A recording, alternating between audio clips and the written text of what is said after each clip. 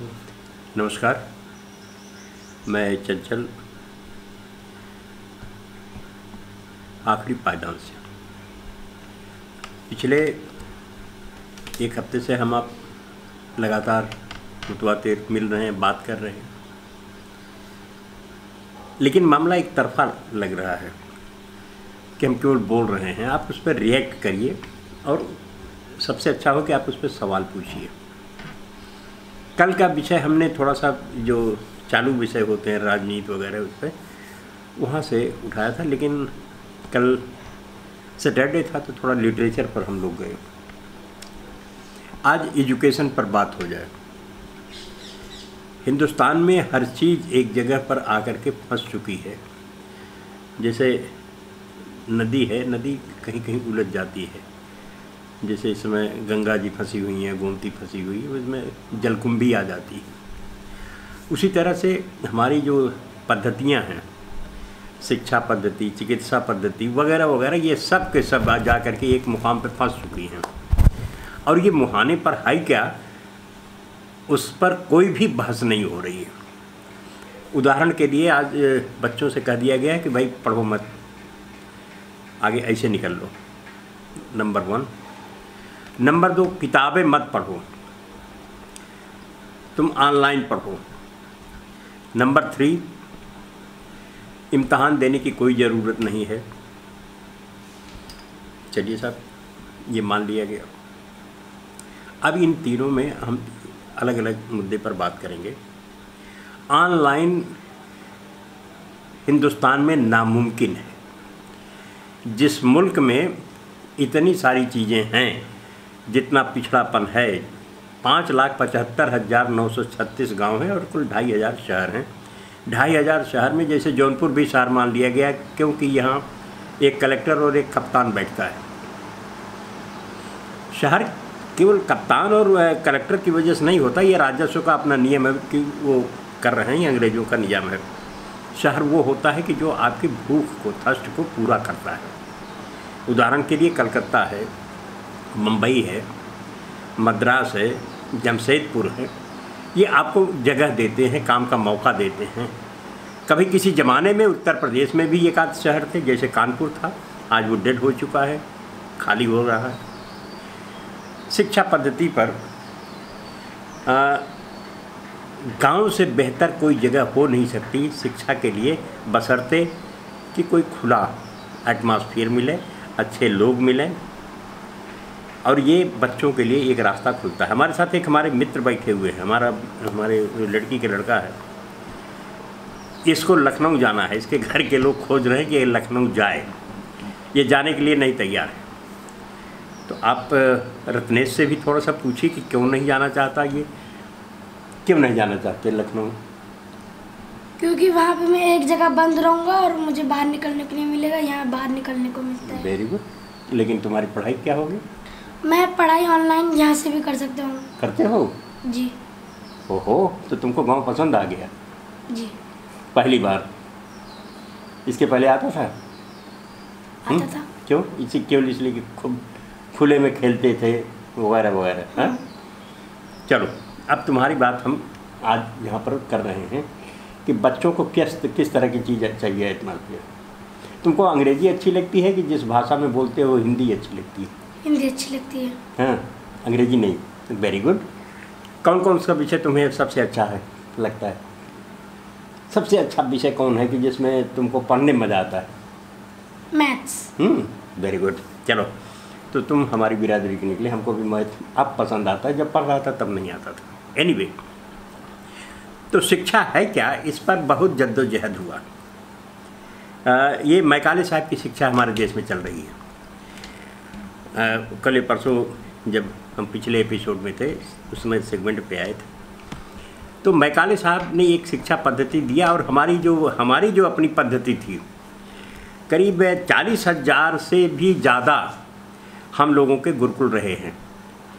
अब मेहरबानी करके आप हमको उसमें मत घसीट लीजिए, जो ये सनातनी घोंचू लोग बोलते हैं उस तरह के नहीं, कि एक एटमॉस्फेयर मिलता है जब जिसको आज राजीव गांधी साहब ने, अगर आपको याद होगा, तो नवोदय विद्यालय की एक हाइपोथेसिस, एक परिकल्पना लेकर के आए कि आप जहाँ पढ़ेंगे वहीं रहेंगे भी। ये हमारी पुरानी पद्धति है कि गुरु के साथ आपका तारतम्य किस तरह से बैठेगा, बनेगा। अभी रत्नेश ने बताया कि बड़ी खूबसूरत बात कहा कि यहाँ पर हमको खुले में खेलने का मौका मिलता है। वाकई पढ़ाई खेलने की चीज़ है, और जिस दिन आप संजीदा हो जाएंगे उसके बारे में, उस दिन मज़ा नहीं आएगा। उदाहरण के लिए देखिए कि जब, जैसे अभी इसने कहा, अंकों का खेल होता है गणित, बहुत लाजवाब चीज़ है। आप बात बात में उसको खेल सकते हैं। इन सब मुद्दों को लेकर के अभी तक हमारे यहाँ कुछ काम हुआ नहीं है।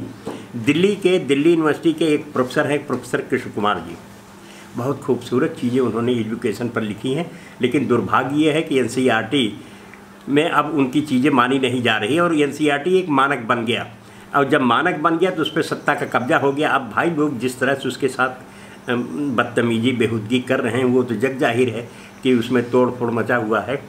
आप उस मुद्दे पर आइए।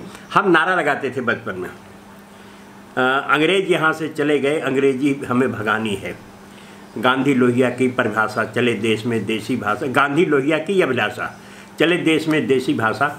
अब जैसे अभी इस बच्चे ने बड़ी खूबसूरती है, इसको थीसिस नहीं मालूम है कि इसके पीछे का लॉजिक क्या है, इसके पीछे का दर्शन क्या है, लेकिन कहता है कि मुझे हिंदी पसंद है। बट नेचुरल है कि सही बात है कि आपकी जो मादरी ज़ुबान है उसमें जो आप पढ़ते हैं, समझते हैं, उसी ज़ुबान में समझते हैं। गर्दन तक आते आते आपको जवाब देना पड़ता है, मीडियम पे आ जाते हैं। कहा जाता है ना कि अंग्रेजी मीडियम का लड़का है ये, लेकिन गर्दन तक वो अपनी मादरी ज़ुबान में है। कंठ के बाद जब निकलेगा वहाँ से तो अनुवाद करके फिर उसको बाहर निकालेगा। ये स्थिति थोड़ा सा बदलिए, और उस बदलने में लड़के को पूरी छूट दीजिए कि वो आज़ादी के साथ पढ़े। लेकिन है क्या, आज देखिए कि सबसे महंगी अगर कोई चीज़ है तो ये हमारे माथे पर कलंक है कि हमारी शिक्षा जिससे मुल्क बनता है, हमारी शिक्षा जो देश के निर्माण में काम आती है, हमारी शिक्षा जो समाज के मैसर को, तमाम सारी चीज़ों को प्रभावित करती है और बताती है कि हमारा माशरा किस तरह से जाएगा, किस तरह से बनेगा, हम किस सोच के लोग निकलेंगे, किस सोच का समाज बनाएंगे, वो हो नहीं रहा है। ऐसे में हम लोगों को चाहिए कि इस पर गंभीरता से बैठें और शिक्षा के मामले में कम से कम एकदम बिल्कुल मुफ्त में शिक्षा दे दें। हमारे यहाँ सीधा उल्टा मामला है। आप अगर किताब और कापियों की हालत देखें तो सबसे रद्दी कागज़ पर छपाई होती है हमारे यहाँ।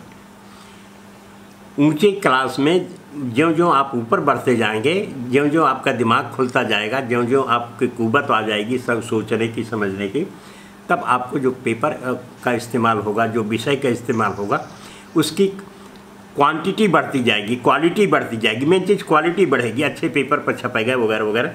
लेकिन जो बच्चों को किताबें आ रही हैं, जो बच्चों के लिए कापियाँ आ रही हैं, उनकी हालत देख लीजिए। अभी समता घर में हम बच्चों का जो कर रहे हैं, हमने किया कि स्लेट और पट्टी फिर चले, हालांकि अभी पूरी सफलता नहीं मिल पाई है। अब अगर इसी चीज़ को हम अंग्रेजी उसके साथ जोड़ देते हैं, भाई अब हम आपको ये जो बाल पेन आता है, प्लास्टिक की कलम आती है, इसके से नहीं, हम आपको लिखाएंगे नरकट की कलम से। नरकट की कलम को अगर हम बोल दें कैलीग्राफी पेन, कैलीग्राफी होती है लिखावट, जो अच्छी तरह से लिखा जाता है उसको कैलीग्राफी कहते हैं। ये एक बहुत खूबसूरत सब्जेक्ट है ये। और कैलीग्राफी पे अगर बच्चे को कह दिया जाए तो किस तरह से किया जाता है, उसकी टर्मिनोलॉजी है, कैसे कलम बनती है, कैसे खत काटा जाता है, कैसे स्याही बनती है, वगैरह वगैरह। अब उस तरफ अगर हम ले जाना चाहेंगे तो लोगों को लगता है कि ये तो गलत हो रहा है।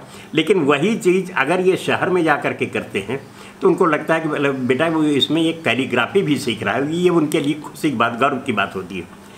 इन सब चीज़ों को, तब्दीली को ले करके आपका विषय क्या हो, किस तरह से चीज़ें चले, उसके लिए आज़ादी के समय में 3 लोग बहुत संजीदा हैं। थोड़ा सा इतिहास देख लीजिए, बहुत दिलचस्पी से चला, दिलचस्प है वो हिस्सा। महात्मा गांधी 2 लोगों को बुलाए, हायर एजुकेशन के लिए डॉक्टर जाकिर हुसैन को और प्राइमरी एजुकेशन के लिए मौलाना साहब को। और हिंदुस्तान की आज़ादी के बाद मौलाना साहब पहले वजीर तालीम होते हैं, नए सबसे पहले शिक्षा मंत्री बनते हैं। उस समय का एजुकेशन देखिए आप, उसमें जांगर जोड़ा गया है। जांगर का मतलब समझ रहे हैं, आपके शारीरिक श्रम भी उसके साथ लगा हुआ है। आप खेल रहे हैं, बागवानी कर रहे हैं, ये सब आवश्यक शर्तें थी, आवश्यक विषय थे और उन चीज़ों को लेकर के। लेकिन आज केवल रटंत शिक्षा है। इतना ही नहीं, लड़के पैदल जाते थे, उनको रास्ते में अननोइंगली जानकारी मिलती थी कि ये किस चीज़ का पेड़ है, किस चीज़ का पौधा है, ये कौन सा जानवर है, कौन किस तरह से बोलता है, ये एक्स्ट्रा नॉलेज मिलता था।